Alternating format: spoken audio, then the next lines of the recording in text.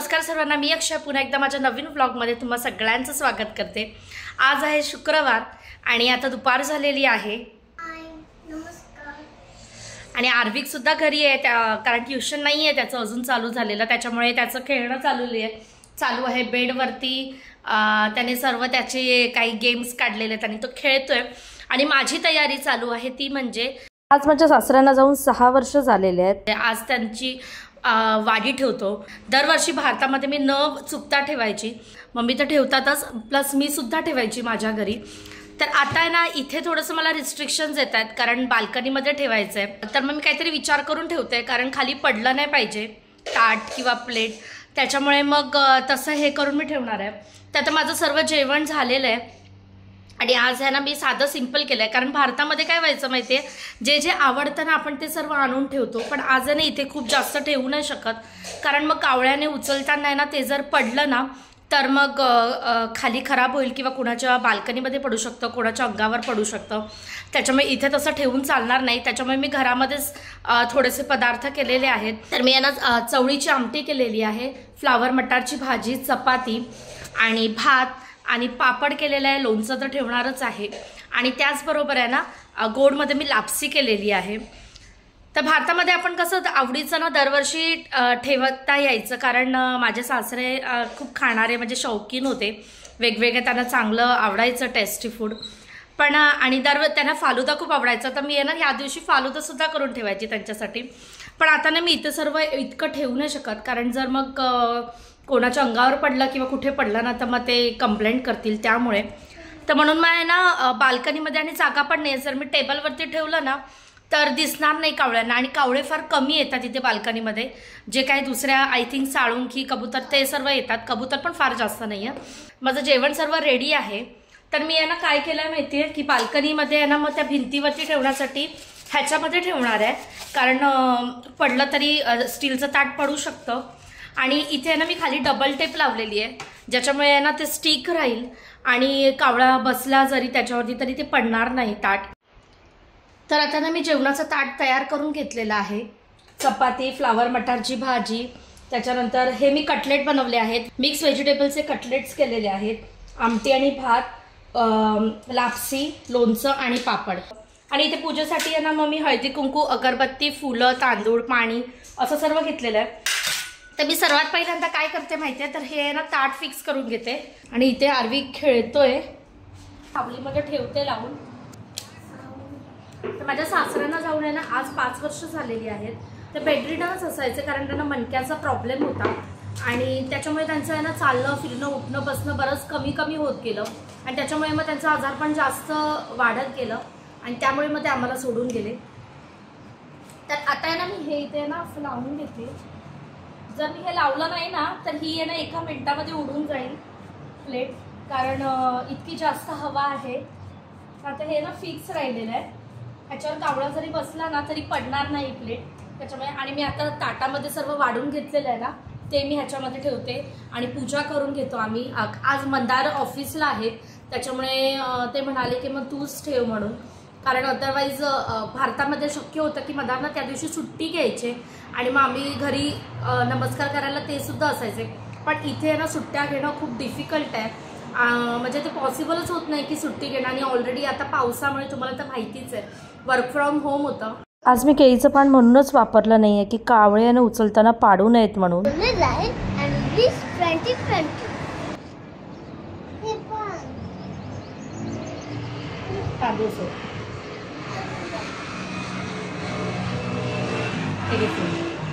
पकड फूल, कुंकू लावायचं, हळद लावायचं, तांदूळ लावायचे आणि इथे फूल असं ठेवायचं, साईडला ठेवूया आपण। आता मम्मा पूजा कर, थांब जरा थांब, हां थांब मम्मा करते।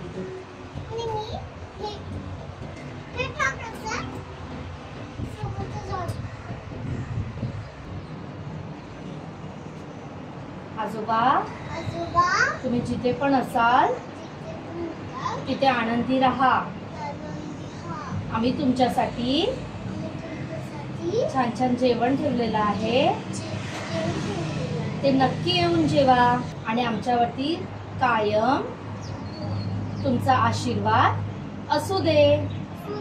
हा, अगरबत्तीला लांब ठेवते कारण कावळे आहेत ना घाबरतात व अगरबत्ती बघून आहे ना ते येत नाहीत त्यामुळे.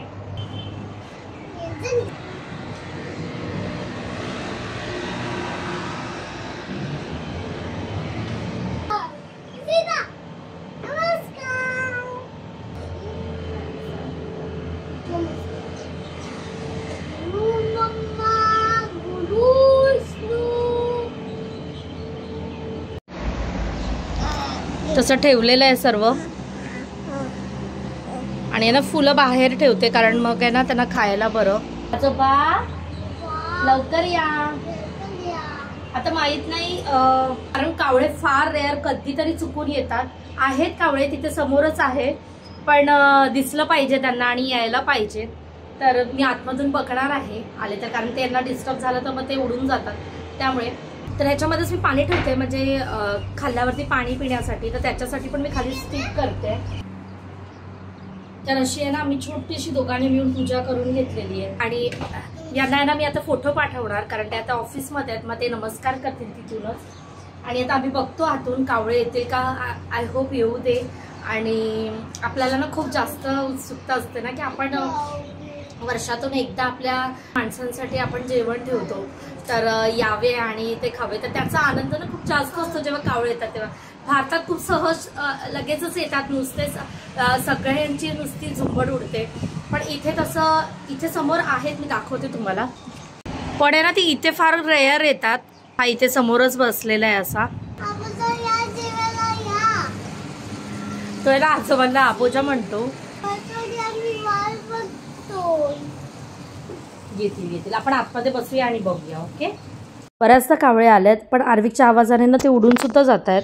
पण शेवटी चपाती आणि लापसी या दोन्ही पदार्थांना ग्रहण केलेलं आहे. लसूण कॅप्चर करेपर्यंत ते उडून जातात. आणखी एक गोष्ट मला तुमच्याशी बोलायची आहे ते म्हणजे तुम्हाला सर्वांनाच माहिती आहे मंगळवारी दुबईमध्ये बराच पाऊस झाला.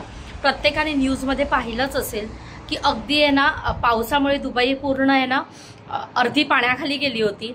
त्याच्यामुळे आहे ना तर ते मी काही ना क्लिप्स काढून ठेवलेले जे मी तुमच्याशी शेअर करते. इथे जेव्हा पण पाऊस पडणार असतो ना त्याच्या आदल्या दिवशी आहे ना त्याच्या वादळी वातावरणामुळेच कळून येतं की उद्या पाऊस पडणार आहे. तसंच मंगळवारी अगदी सकाळपासून पावसाची सुरुवात झालेली होती आणि ही क्लिप आहे जेव्हा थोडासा मध्ये ना पाऊस थांबला होता परंतु दुपारपासून पावसाने भरपूर जोर धरला. त्यामुळे इथे ऑफिसेस वगैरे ना दुपारीच लवकर सोडण्यात आले आणि मंदारसुद्धा दुपारी घरी आले.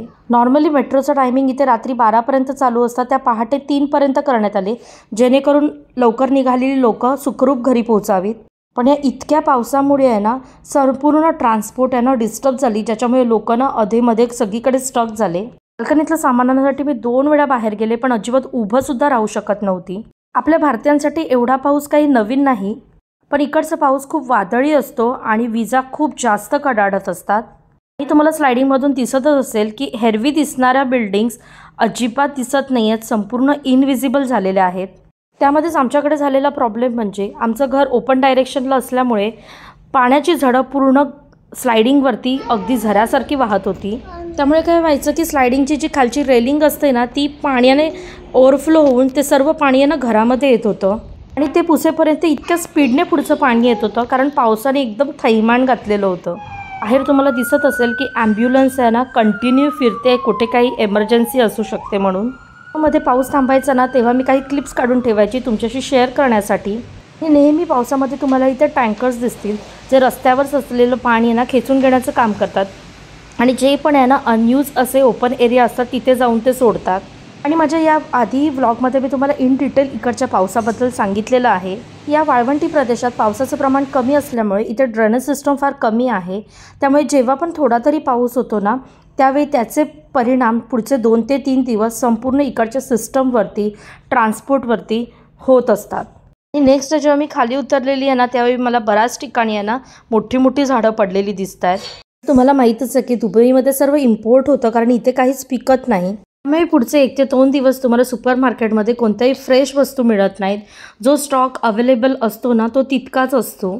अशा या निर्माण झालेल्या पूरस्थितीमुळे आहे ना एकदम जे नॉर्मल रुटीन असतं ना ते विस्कळीत होऊन गेलं होतं आणि ते पुढचे 2 ते 3 दिवस तसंच राहतं कारण मी म्हटलं की पाण्याचा निचरा इथे लगेच होत नाही. ऑफिसमधून लवकर सुटूनसुद्धा मेट्रोने निघालेले, पर्सनल व्हेकलने निघालेले लोक मध्येच अडकून राहिली होती आणि पुढे जाण्याचा मार्गच ओपन नव्हता. त्यामुळे मग ऑफिसजवळचे जे हॉटेल्स असतात तिथेच लोकांनी यांना स्टे घेतला होता. तर रेकॉर्डप्रमाणे गेल्या 75 वर्षामध्ये पहिल्यांदा झालेला हा दुबईतला इतका पाऊस आहे आणि इथल्या रेकॉर्डप्रमाणे वर्षभरात होणारा पाऊस हा एका दिवसात झालेला आहे. तर व्हिडिओज तुम्ही पाहिलेलेच असतील. मी बाल्कनीतून जे व्ह्यूज काढले ना ते सर्व तुमच्याशी शेअर केलं. माझी झाडाने इतकी छान आली होती, अगदी सीड्स टाकले होते, म्हणजे शून्यापासून झाडं येत होती. ते झेंडू आणि तुळस इतकी सुंदर आली होती ना. पण आता आहे ना एवढ्या अति पावसामुळे ना ते हे झालेत. आणि मी बाल्कनीमध्ये येणं सुद्धा रिस्क होती, इतका जास्त वारा होता, म्हणजे उभं राहणं खूप डिफिकल्ट होत होतं. आणि ऑलरेडी ना झाडं भिजलेली होती. बऱ्याचशा सगळ्यांच्या घरी असंच झालं होतं. त्याच्यामुळे काय झालं माहितीये, फर्निचर नॉर्मली बेड हा या कोपऱ्यामध्ये असतो, साईड टेबल असतं आणि सोफा असा असतो ना. पाणी येत होतं ना तर ते ह्याच्या खाली जात होतं. आणि बेड इतका जास्त हेवी आहे ना, आमच्या दोघांनाही आहे ना सरकवता खूप जास्त हालत खराब होत होती. पण आम्ही फायनली मग तो ना थोडासा सरकवला, कारण आणि सोफा पण पुन्हा त्याच्यामुळे हेच डायरेक्शन तुम्हाला दिसत असेल अजून जे आता चेंज करायचं आहे. तर आमचा तर 5वा फ्लोअर आहे, तरीसुद्धा ही सिच्युएशन होती.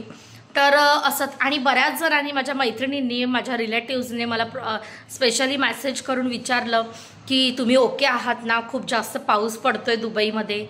तर माझ्या जे पण रिलेटिव्स आणि फ्रेंड्सने ना आमची चौकशी केली आणि विचारलं, त्या सगळ्यांना खूप खूप खूप थँक्यू.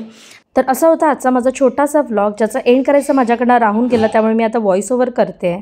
त्यामध्ये मी दुबईत रिसेंटली झालेल्या पावसाचे काही अपडेट्स तुमच्याशी शेअर केले आणि माझा आजचा छोटासा रुटीन तुमच्याशी शेअर केला. तर आय होप तुम्हाला माझा आजचा हा व्लॉग आवडला असेल. आणि व्हिडिओ आवडला असेल तर जास्तीत जास्त लाईक करा, शेअर करा आणि सबस्क्राईब करा. पुन्हा भेटू नवीन ब्लॉगमध्ये. तेपर्यंत सर्वांनी आपली काळजी घ्या. बाय.